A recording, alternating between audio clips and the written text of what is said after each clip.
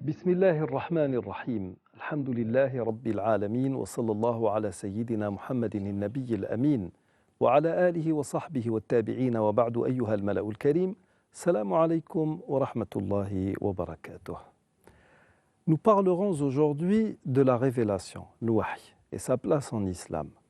Pourquoi avoir choisi ce sujet?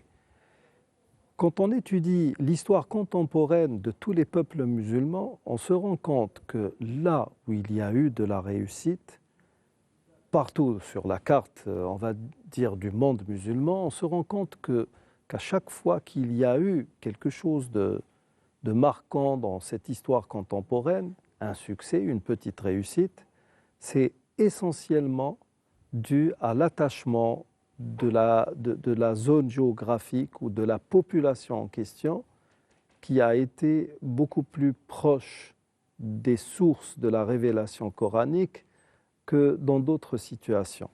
Si vous prenez l'exemple du djihad algérien, de cette révolution algérienne qui demeure unique, elle a duré très très longtemps, elle était disproportionnée à tout point de vue, et pourtant ça s'est soldé par une réussite de ce peuple algérien.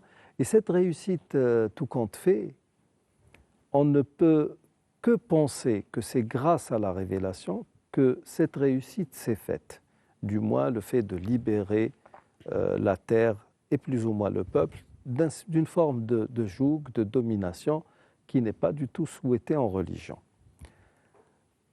Ceci nous renvoie également à des propos de Omar ibn al-Khattab qui a envoyé une missive à Sa'd ibn Abi Waqqas radiyallahu anhu, alors qu'il était sur le point d'entrer en collision, c'était avec l'armée perse.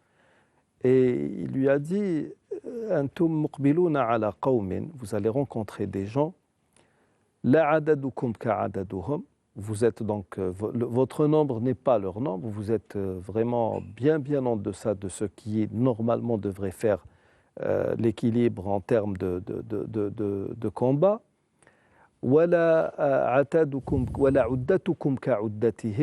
Donc vous n'avez pas non plus les mêmes moyens et les mêmes armes qu'eux. Si vous êtes les plus pieux, c'est à vous que reviendra la victoire.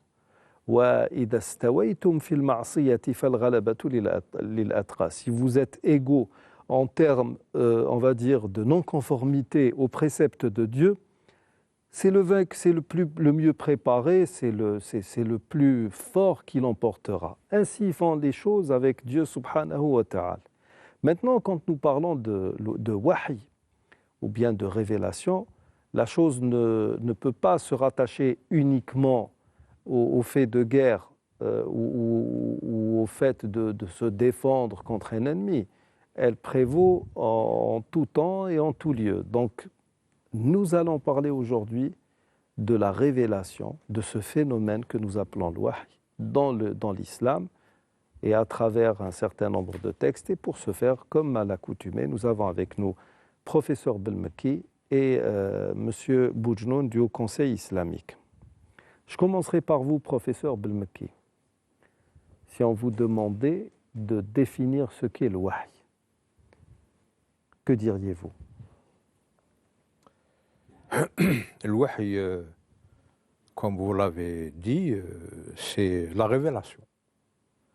Donc c'est, bon, en français, particulièrement dans la religion chrétienne, on utilise le mot épiphanie, c'est-à-dire une manifestation plus ou moins évidente de Dieu. Alors le wahy, c'est une sorte d'épiphanie. Mais faisons juste le distinguo entre l'épiphanie telle qu'elle est perçue par les chrétiens, parce que par le mot épiphanie, c'est beaucoup plus ce retour de Jésus, cette manifestation de Jésus alayhi salam, selon les propos chrétiens, qui serait mise en avant. D'ailleurs, il y a une fête qui est la fête de l'épiphanie, mais quand nous ne sommes pas dans cette logique anthropomorphiste qui est celle des chrétiens. Absolument. Donc, quand nous parlons de manifestation divine, ça n'est pas une entité avec une forme qui apparaît. Absolument. Nous parlons de tajalli, de wahy, d'un oracle, d'une intelligence divine qui se présente à nous, à travers un écrit saint, généralement. Oui, absolument.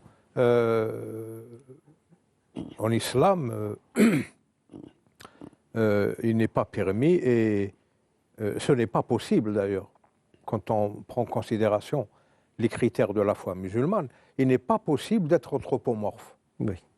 ليس كمثله شيء وهو السميع العليم. ليس كمثله شيء.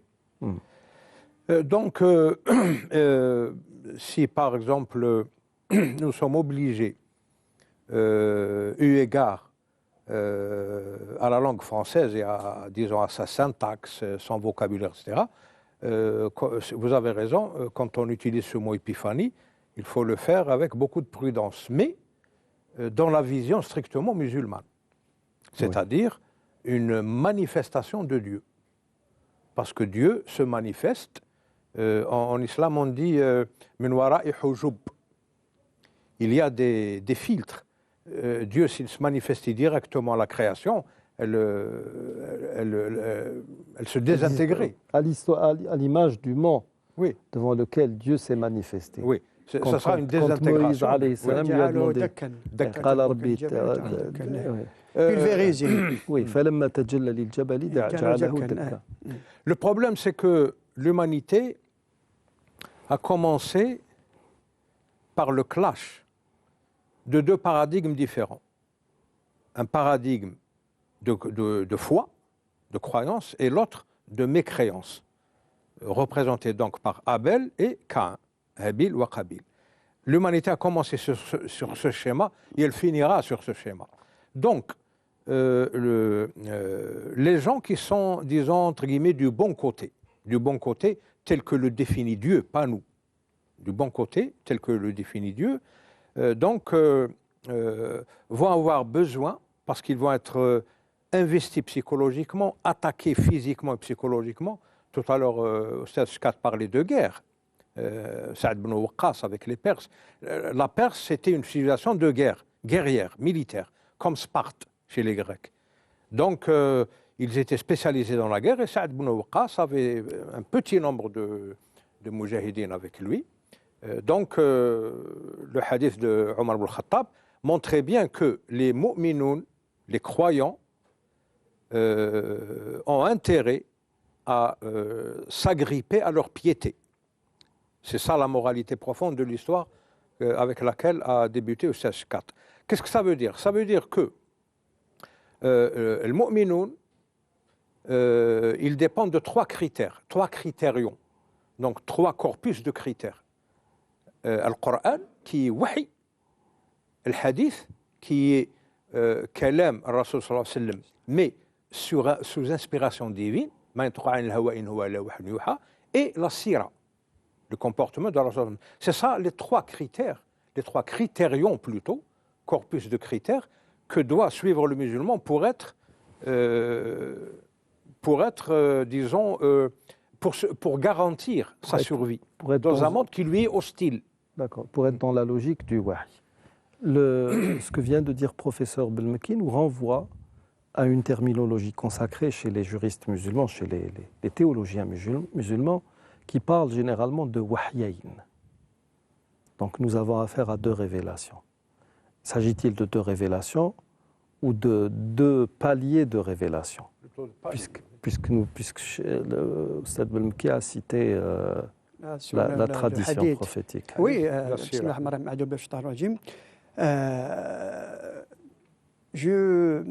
en parlant justement du wahy, je pourrais reprendre paraphraser l'Ancien Testament, où il est dit au commencement était le Verbe.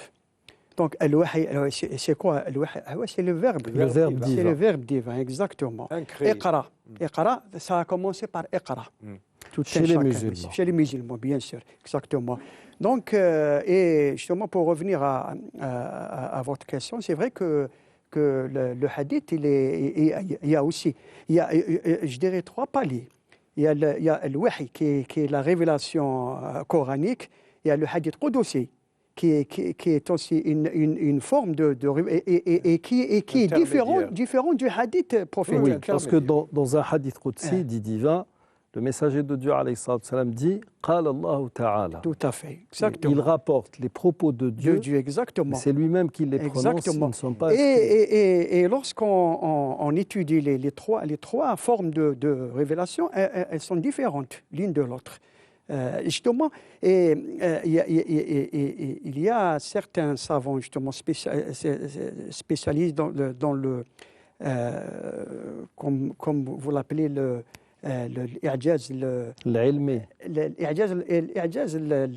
oui, l'insupérabilité. L'insupérabilité, exactement. C'est un terme très exact. Le prophète sallallahu alayhi wa sallam, ils ont dit qu'il est impossible qu'un homme puisse avoir trois styles de propos ou de paroles. Donc le prophète sallallahu alayhi wa sallam ne peut pas avoir un style qui est le hadith où lui-même parle d'après Abu Huraira ou d'après Abdullah ibn Mas'ud ou d'après Aïcha, etc. Les grands narrateurs. Et un autre style qui est le hadith qudsi, qui est différent du hadith et plus encore le livre de Dieu. La révélation coranique qui est tout à fait différente des deux autres styles. Donc, nous avons ici affaire à trois formes de révélation superposées. Il y a le Coran, bien sûr, le verbe divin qui est supérieur, qui se trouve en haut.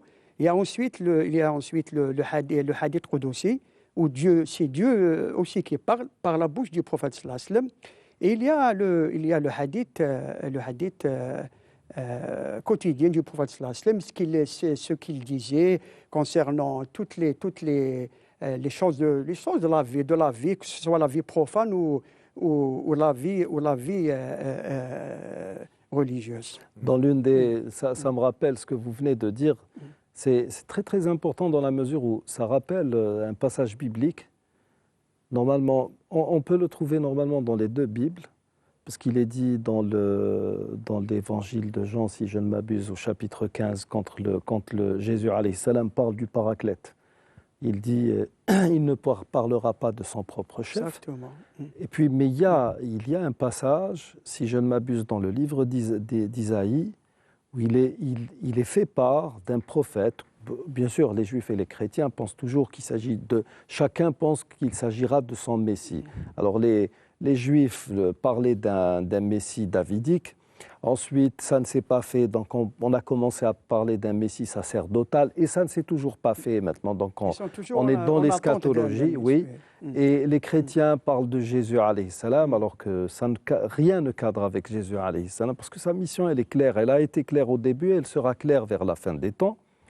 Mais quand Dieu dit « je mettrai mes paroles dans sa bouche », donc c'est vraiment ce que dit Rasoul sallallahu alayhi wa sallam, c'est ce que lui-même dit, exactement, sans même parler de son propre chef, mais quand il cite le Coran ou quand il cite un hadith qudsi, ce sont des paroles de Dieu qui ont été mises dans sa bouche. Et puis ça signifie aussi que c'est un prophète illettré, contrairement à ce que veulent faire croire certains. Ou non, Nabil, Ummi, on a commencé à jouer sur un terme, on l'a trituré, on l'a remodelé, et puis je ne sais pas quel est le but, mais en tout cas, nous savons très bien qu'avec les coranistes et tout ce qui s'ensuit, la vocation primaire est d'arriver à mettre de côté tout ce qui a trait à la pratique religieuse que nous appelons le shara, tout simplement. Ta'til shara.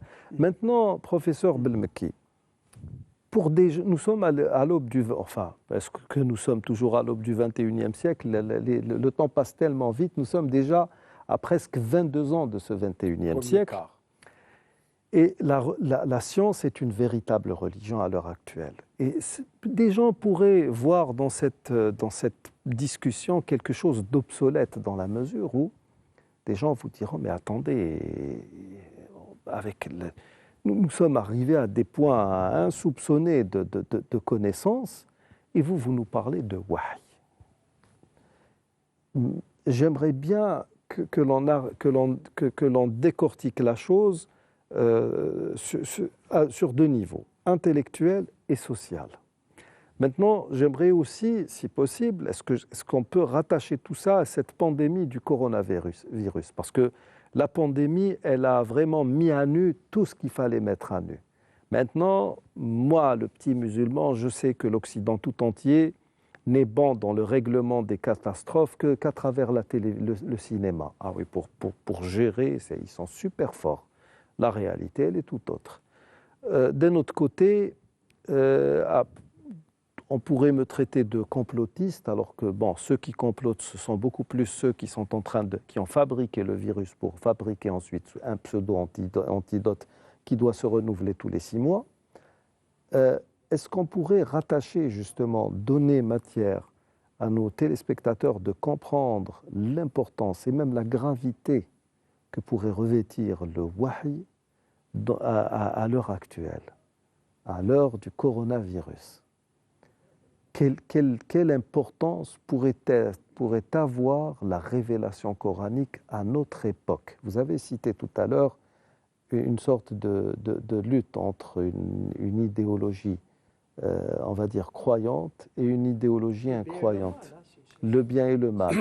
Je pourrais aussi parler de la théorie créationniste, celle qui part du principe que c'est Dieu qui a tout créé. À partir de là, on va tous cadrer, nous mettre en synchronisation avec ce système. D'autres vous parlent de la théorie de l'évolution qu'on appelle la thèse évolutionniste, qui ne cesse de prouver sa faillite, mais qui est bien maintenue par bon nombre de médias très très lourds. Quelle importance pourrait avoir la révélation coranique en 2021, fin 2021? Bon, d'abord, il faut replacer les choses dans leur contexte et surtout dans leur chronologie. La révélation coranique, c'est le sceau de la révélation dans sa globalité. La révélation ne se limite pas uniquement à la révélation coranique. Elle a commencé très tôt avec le fils de Adam alayhi salam, Shith. Il a reçu 60 feuillets. 50, selon mes connaissances. Bon, le chiffre importe peu en fait, mais oui. Il a reçu quelques dizaines de feuillets. Idriss aussi. Idriss, c'est le prophète. Bon, on dit que c'est Enoch. Oui, ça cadre beaucoup plus. Il y a 2 Enoch bibliques. Ouais. Mais il y en a un qui est dont l'histoire est très compatible à celle du Coran, dans la mesure où on parle, certains disent qu'il a été élevé au ciel, et les écrits bibliques citent le 4e ciel, et le hadith de l'Isra ou le Mi'raj dit que le messager de Dieu l'a rencontré au 4e siècle. Il a été élevé aussi. Oui. Certains disent qu'il est mort le plus normalement du monde, mais bon, puisque vous avez cité Seth et Enoch, Shith alayhi salam ou Idriss alayhi salam, parce qu'il est dit, on peut penser que Enoch était une personnalité hautement instruite, d'une instruction incroyable. C'est le premier enseignant de l'humanité. Attendez, oui, parce que certains on dit même que c'est lui qui a inventé l'écriture. Oui. Alors qu'en fait, si nous fions à la tradition prophétique qui parle de Seth qui a reçu 50 feuillets, ça veut dire que l'écriture existait avant Enoch. D'un autre côté, on l'appelle le trismégiste, 3 fois sage. On peut le retrouver, il se décline sous différentes... C'est Thoth, Hormuz al-Haram, et ça, ça peut être Thoth aussi, dans la civilisation égyptienne. Le prophète sallam a parlé d'un prophète qui traçait des... Voilà, exactement. Là aussi, ça nous renvoie vers la prophétie. Parce que c'est quelqu'un qui est venu... On parle justement d'Idriss. D'Idriss, oui. Il y a quelqu'un... J'ai oublié le nom du sahabi qui est venu. Nous venons juste de sortir du paganisme, de l'ère pré-islamique, et Dieu nous a ramené l'islam. Or, il y a des gens parmi nous qui consultent les devins. Les devins, il a dit ne les consulte point. Et il lui dit encore, il y a parmi nous des gens qui se livrent à l'augure. Ce sont des choses que le diable insuffle en eux, qu'ils s'en détournent tout simplement. Et puis il a dit قوم يخطون على الرمل. C'est ce que nous appelons خط الرمل.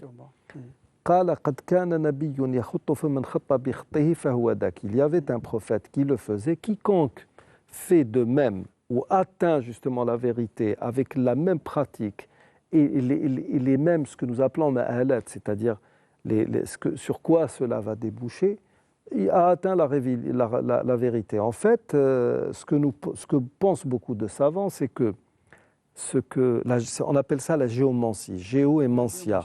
Donc géo, terre, et mancia, c'est l'art divinatoire. Nos savants disent que à l'époque d'Idriss alayhi salam, c'était une forme d'oracle.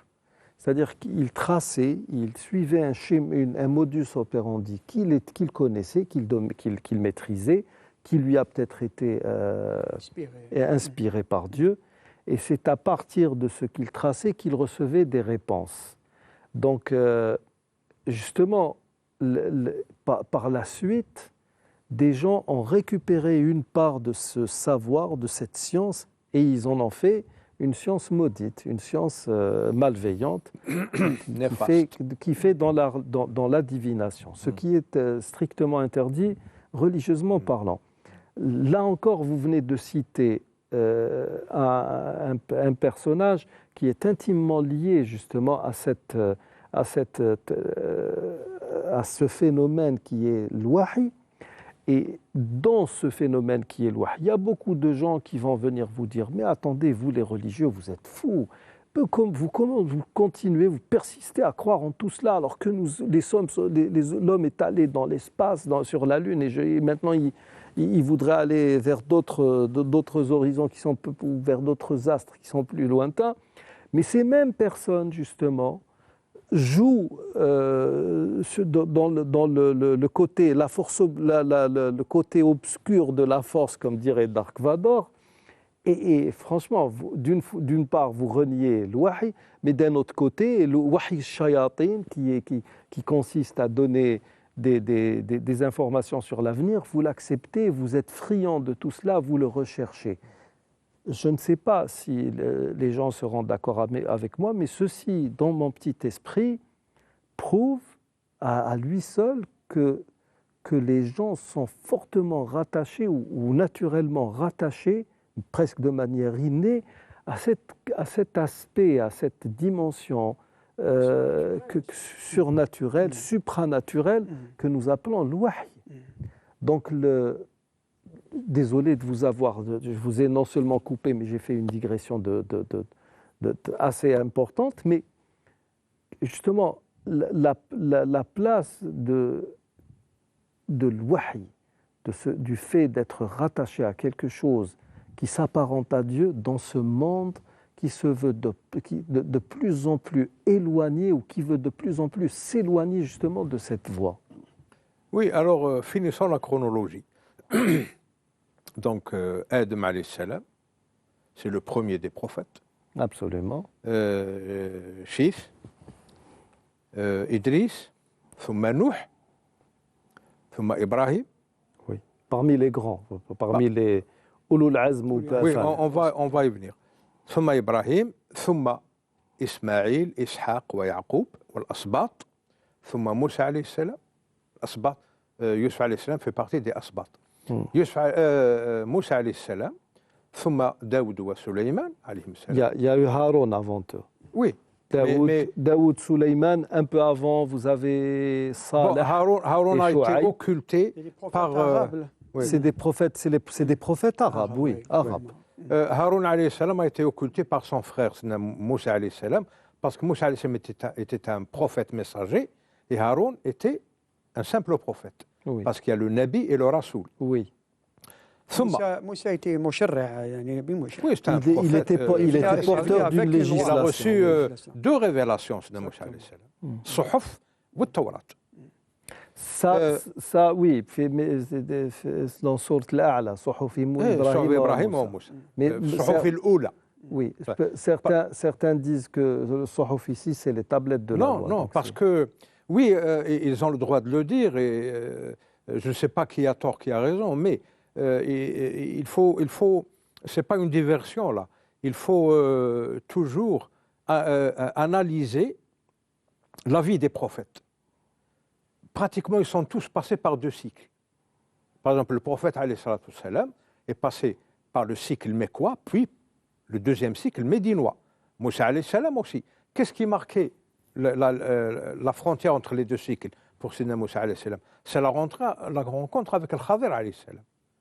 Il a littéralement changé. C'était une initiation profonde, ce qu'il a appris en compagnie de Khadir alayhi salam. Oui, il n'a pas beaucoup appris, puisque le messager de Dieu alayhi salam a dit Ahin law sabara akhi Moussa. Oui, si mon frère Moïse, en tout cas, il a appris assez pour être un initié et recevoir Taurat, Sharia. Parce qu'avant, il recevait Suhuf. Une fois initié et il a mûri, il a reçu Taurat. Moi, c'est une interprétation littérale de... Cette initiation ne pourrait-elle pas s'être manifestée beaucoup plus tôt? Si je me fie à...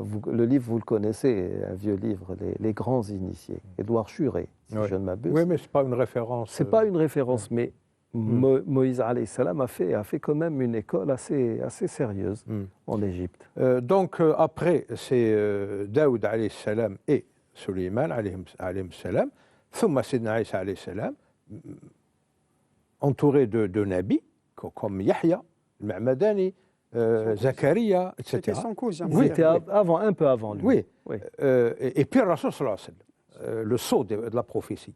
Cette prophétie, donc, cette phénoménologie globale c'est situé dans l'espace et dans le temps. Dans l'espace, c'est ce qu'on appelle Ard al-Wahi. C'est un peu le Moyen-Orient actuel. C'est l'Orient. Oui. C'est l'Orient. C'est pour ça que l'Orient, on l'appelle l'Orient, c'est parce qu'on s'y oriente. Ce n'est pas un point cardinal, l'Orient. Hein. C'est une direction vers laquelle on s'oriente pour retrouver les repères perdus. Donc, cette révélation a suivi un ordre spatial, donc elle s'est située dans un secteur, dans une aire géographique bien déterminée, et un ordre temporel aussi. Ça a commencé avec l'humanité et ça s'est arrêté avec Rasul.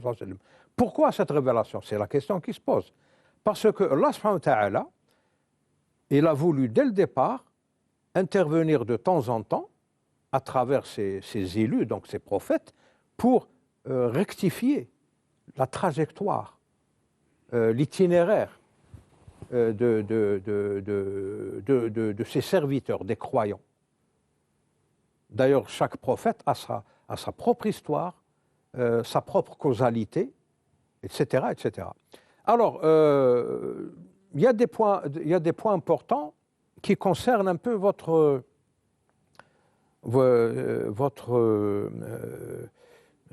inquiétude, entre guillemets, quant à cette tendance au scientisme. Parce que la science, on en a fait un isme. On en a fait une religion de remplacement. C'est clair. Cette religion de remplacement a commencé avec ce qu'on appelle en Europe le siècle des Lumières. Là encore, il va falloir complètement largué définir tout cela. L'athéisme scientifique a vu le jour durant cette période-là. Oui. On a largué les critères de divinité, de révélation, etc. Et on est revenu aux humanités, ce qu'on appelle les humanités grecques, les anciens textes, etc. Il ne faut pas oublier que la civilisation grecque était une civilisation polythéiste. Oui. Païenne, parce que polythéiste, ils croyaient en des dieux différents. Chaque phénomène était représenté par une divinité. Oui, et on adorait cette divinité pour bénéficier des avantages de ce domaine, etc. Alors, c'est apparu, donc avec ce siècle des Lumières, il y a des gens qui disent que oui, siècle des Lumières, mais entre parenthèses, lumière luciférienne. Beaucoup plus, oui. Oui, parce que Lucifer, ça vient de luce, en latin la lumière, et c'est, dans la croyance biblique et chrétienne, c'est l'ange déchu. Oui. Satan, Shaitan. Il s'appelle Shaitan, on ne trouve de sens à ce mot qu'en arabe, que dans le lisan arabe, Shaitan, kullu man yushaytinu, c'est-à-dire yughayyiru. Ça, c'est beaucoup plus une dérive sémantique. Shaitan على وزن فعلان مم. لأنه تقول العرب هذه البئر بئر شاطون. Mm. Oui. إذا كان قعرها بعيد quand un puits et le fond du puits est Et vraiment profond. très profond, on dit بئر شاطون. En tout cas, والعرب- le mot Satan Satan. vient de Shaitan. Oui, والعرب تسمي الشطنة هذا شطن ou quelque chose comme ça normalement, c'est la corde qui est très très très longue. وقيل أن الشيطان شيطان على وزن فعلان لكثرة ابتعاده عن الله. C'est beaucoup plus dû à son éloignement. Avec le temps, bien entendu, les usages, comme on a des usages qui sont nouveaux, shaytana. Banni, hein, c'est Shay- banni, Alors, il y a été des banni faits, de la- il y a des faits qui ont eu lieu. Des faits, bon, disons que c'est des faits scientifiques qui ont eu lieu et qui ont augmenté cette dérive Oui, vers l'athéisme qui est devenu de nos jours une véritable théophobie, une haine de la divinité. Maintenant, on essaye de faire croire aux enfants dès le primaire que le monde à venir n'a rien à voir avec Dieu, c'est la science qui gère tout, qui explique tout. Donc c'est le scientisme au berceau. Alors, première dérive, Laplace. Quand il a présenté à Napoléon Bonaparte le résultat de ses études sur l'héliocentrisme. Bon, il n'a rien inventé de nouveau parce que l'héliocentrisme existait depuis bien avant. Babylone. Mais en Europe, il y a eu une dérive scientifique, intellectuelle, qui appuyait l'idée que la Terre était le centre du système solaire, oui. alors que c'est le Soleil qui est le centre du système solaire. Bon, Laplace n'a fait que redécouvrir ce qu'ont dit les civilisations précédentes, et il a présenté ses travaux à Napoléon Bonaparte comme si c'était lui l'inventeur de ces résultats. Bon, Napoléon Bonaparte, qui était quand même croyant, parce que d'origine italienne, corse, donc le Sud est toujours plus croyant que les gens du Nord, il lui a dit « Et Dieu dans tout ça ?» Parce que Laplace n'a pas cité Dieu dans ses études, dans ses travaux. Il lui a dit « Et Dieu dans tout ça ?» Il lui a dit « Dieu ne fait pas partie de mon scénario. Il n'est pas concerné par ça. » Déjà, c'est une première dérive. Cette première dérive, c'est déjà un début d'humiliation de l'être humain. Parce qu'avant, l'être humain, il avait la conviction que c'était la créature la plus évoluée que Dieu ait jamais créée, que cette créature a été anoblie et honorée par Dieu, etc. Donc, il avait cette conviction que l'être humain est donc honoré par Dieu, donc il était au centre de l'univers. Et puis on vient lui dire, tu n'es pas au centre de l'univers. Première humiliation. Deuxième humiliation scientiste, entre guillemets, c'est celle de Darwin. Avant, l'être humain, les hommes en général, l'humanité, croyaient, je ne dirais pas au mythe d'Adam et Ève, mais à la thèse, appelons-la la thèse créationniste. Pour moi, ce n'est pas une thèse, c'est une réalité. Et puis on lui dit soudain comme ça, non, tu descends du singe. Quoique Darwin, Attends, Darwin n'a pas dit ça.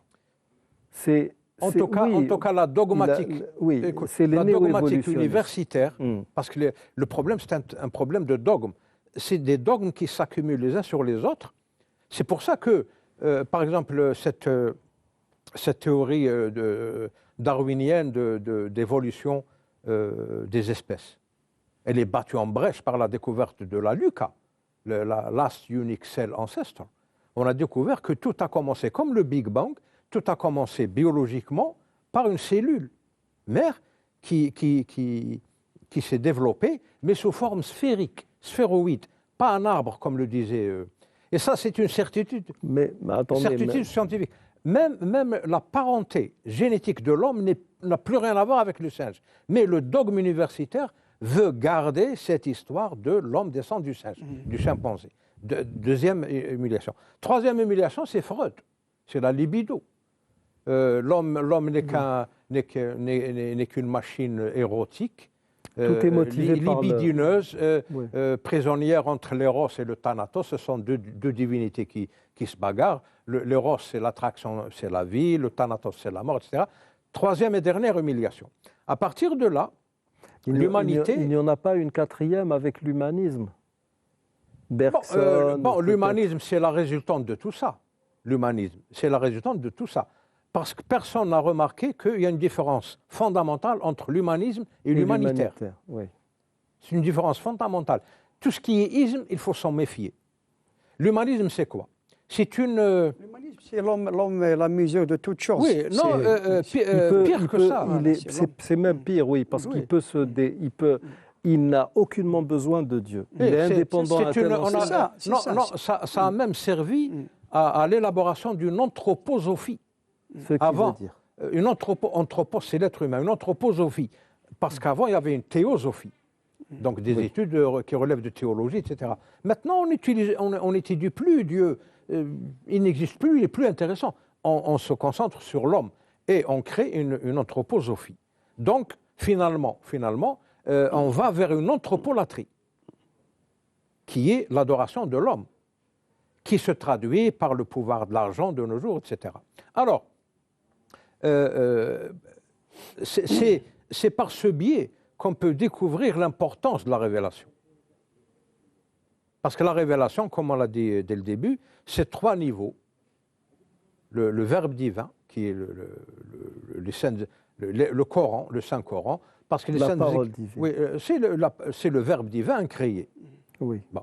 Et puis le Hadith al-Qudusi, qui est une dialectique divine, mais par l'intermédiaire du prophète alayhi salam. Les hadiths dialectiques quotidiens, comme les a appelés Oustaz Boujnoun, et la sira, le comportement quotidien du prophète alayhi salam, c'est un peu l'archétype du musulman. Alors, tout ça, ça fait la révélation. Là, nous avons, si vous permettez, terminé. La révélation, donc, c'est un rappel, tabshir wa tanzir, c'est un rappel, souvent sous forme d'avertissement, qu'il y a des déviances, etc. Maintenant, l'humanité, qui est pratiquement dans le culte de Mammon, hein. Le Mammon, c'est un démon dans les textes bibliques qu'ils ont. C'est un démon, c'est lui qui inspire les gens à adorer l'argent. Le veau d'or, c'est un peu l'inspiration de ce démon Mammon. Alors, cette religion de Mammon, qui a complètement fini dans un monisme matérialiste, fait que les gens, dans leur intellect, il n'y a plus de place pour Dieu, entre guillemets, dans leur intellect. L'humanité est en train de fabriquer un monde, là, ça c'est pour venir à votre Covid, hein.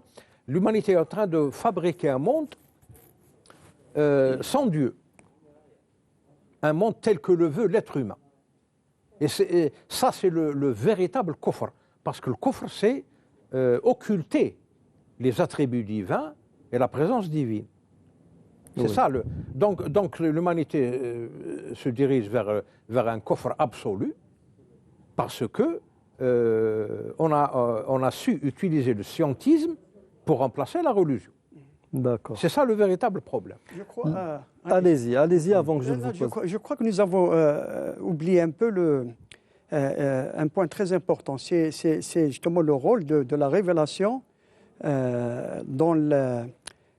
premièrement dans la création de la communauté musulmane, dans l'avènement de la communauté musulmane et dans l'évolution de cette communauté et justement dans le rétablissement de sa civilisation. Oui. Dans son livre Le phénomène coranique, Malik Ben Nabi justement parle de un des traits de ce phénomène, justement, c'est d'avoir donné naissance à cette grande civilisation musulmane. C'est grâce au verbe coranique que la civilisation musulmane est née. Sans le verbe coranique, cette civilisation n'aurait jamais vu le jour. Et puis justement, vous avez parlé dans votre introduction d'un fait aussi qui me semble très important, c'est le rôle aussi de l'islam dans dans la révolution algérienne. Je suis en train de lire les mémoires qui sont parues très récemment, les mémoires de Bentobel, qui était un des historiques du FLN. Justement, il disait, avant 1954 et au moment du déclenchement de la Révolution, il disait le peuple était réticent. Il a dit nous étions obligés d'aller vers lui et de dire aux Algériens que nous allons faire un djihad comme ça, un djihad, et nous sommes l'armée de Mohammed, nous sommes l'armée du prophète. Nous allons combattre les Français qui sont contre, qui sont venus ici pour éliminer l'islam. Pas uniquement, hein, il a dit c'est comme ça qu'on s'adressait au peuple. Oui. Si autrement le peuple n'aurait pas marché. Mais les Français, je ne sais pas si c'était... À un moment donné, il y a eu un désaccord entre puissances européennes sur le partage justement de toutes ces terres. L'Italie revendiquait comme prolongement la Libye et voulait prendre une partie de la Tunisie et de l'Algérie, mais les Français étaient contre. Les Allemands, avec Bismarck, se préparaient à reprendre l'Alsace et la Lorraine, donc il y avait tout un micmac entre eux.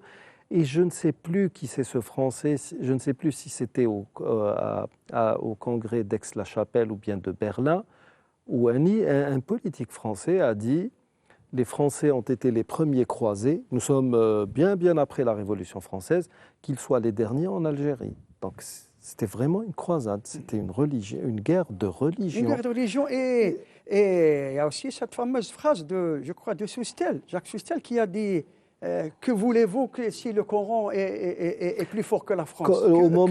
Quand on leur a reproché le fait de quitter l'Algérie. C'était le Coran, la révélation de musulman, la révélation du Coran, qui a fait en sorte que les Algériens ont pu résister à un colonialisme féroce qui était un colonialisme d'installation. C'était à peu près comme de peuplement, exactement. Comme actuellement, ça se passe en Palestine. C'était un de peuplement qui voulait carrément éliminer la population. Voilà, et la remplacer par... Le projet, c'était ça. L'élite dont vous avez parlé, l'élite qui est derrière le déclenchement de la guerre de libération de l'Algérie. Cette élite-là, ils sont allés à la bonne école. Je mets le musulman zaïrien. C'est eux qui ont inculqué ça dans leur esprit, la valeur et l'importance de la révélation. Donc des sources qui composent l'islam en tant que paradigme global. Alors qu'est-ce qu'ils ont remarqué, ces jeunes gens qui ont déclenché la guerre de libération? Premièrement, l'islam, dès son apparition, a été l'objet de tentatives de réduction par voie militaire. Les croisades, 9, elles ont toutes échoué. Avant les croisades, il y a eu Badr, Uhud et les coalisés. Ça, c'est la genèse. Mais comment on appelle ça, le Khandaq, la guerre des coalisés. Ça, c'est des batailles. Mais c'est des batailles pour éradiquer justement la révélation. Mais là, c'est un colonisateur. Étouffé dans l'œuf. C'est des batailles que l'islam a gagnées, que les musulmans ont gagnées, mais n'avaient pas gagné la guerre. La guerre, elle continue. De nos jours, elle continue. Mais là, on a affaire à un colonisateur qui veut réduire militairement cette religion. Alors, il a utilisé tous les moyens. Alors, il a commencé par les croisades, les 9 croisades. Et là, la France a vraiment fait preuve d'excès de zèle. Ils ont échoué.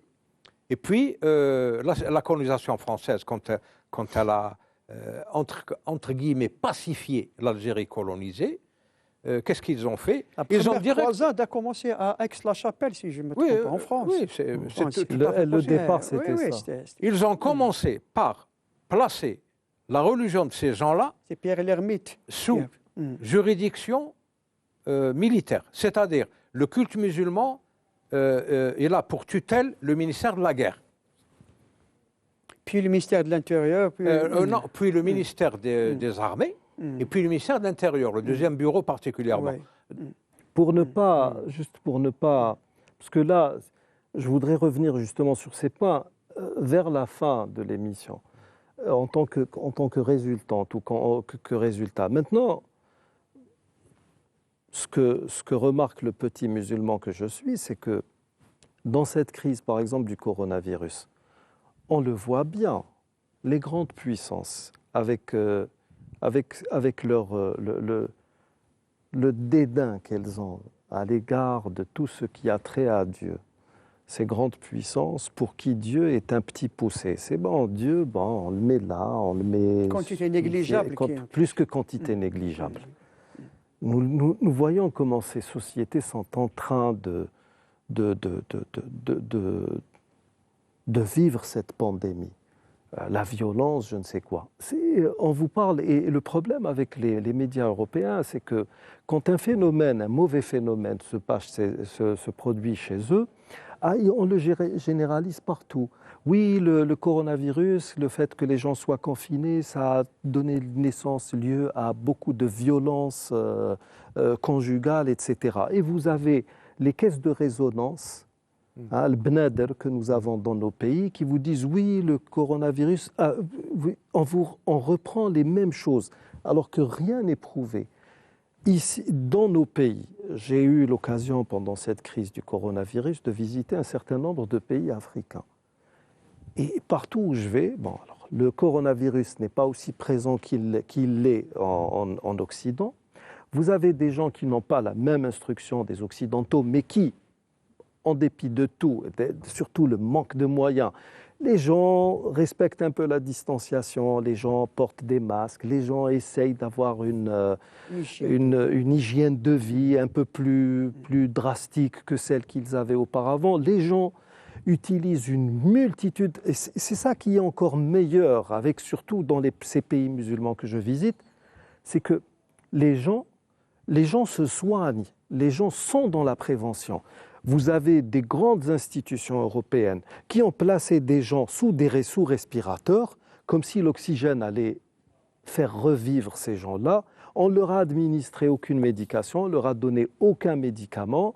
Et même ceux qui étaient pour le fait de rechercher, d'essayer de trouver quelque chose. Nous avons le cas Didier Raoult, du professeur Raoult. Et bien ces gens-là deviennent des parias, deviennent des renégats, deviennent des voyous, carrément. Ils sont anticonformistes. Oui, et dans ces pays pauvres que je connais, les gens font quelque chose et ils agissent avec une certaine confiance en Dieu, en plaçant une confiance en Dieu, et les autres viennent vous dire, regardez, ils croient en Dieu, donc sous prétexte que Dieu peut donner la maladie et peut guérir, ces gens-là ne font rien. Mais non, ça n'est pas du tout ça. Je peux, et j'ai le droit de voir en cela, l'un des points qui montre que la foi est plus qu'importante, que la révélation est en train de jouer un rôle social qui est de loin plus bénéfique pour l'être humain et pour son esprit. Tout à fait. N'est-ce pas le cas? Oui, tout à fait. Tout à fait. Et moi, je pense que la révélation, la foi, c'est un très grand réconfort aussi pour beaucoup de gens. C'est surtout un garde-fou. Non seulement c'était un garde-fou, mais c'est un réconfort aussi. Imaginez un monde sans foi. Un monde sans foi. Ils l'ont pratiquement inventé. Non, mais heureusement. Il ne reste que des retouches à faire. Heureusement que la foi reste, et même les États-Unis qui ont levé la première puissance au monde. Écoutez, la foi aux États-Unis, elle est encore très, très, très, très présente. Hein? Oui, mais attendez, cette foi, bonne ou mauvaise, la conformité à la révélation elle-même. Authentique.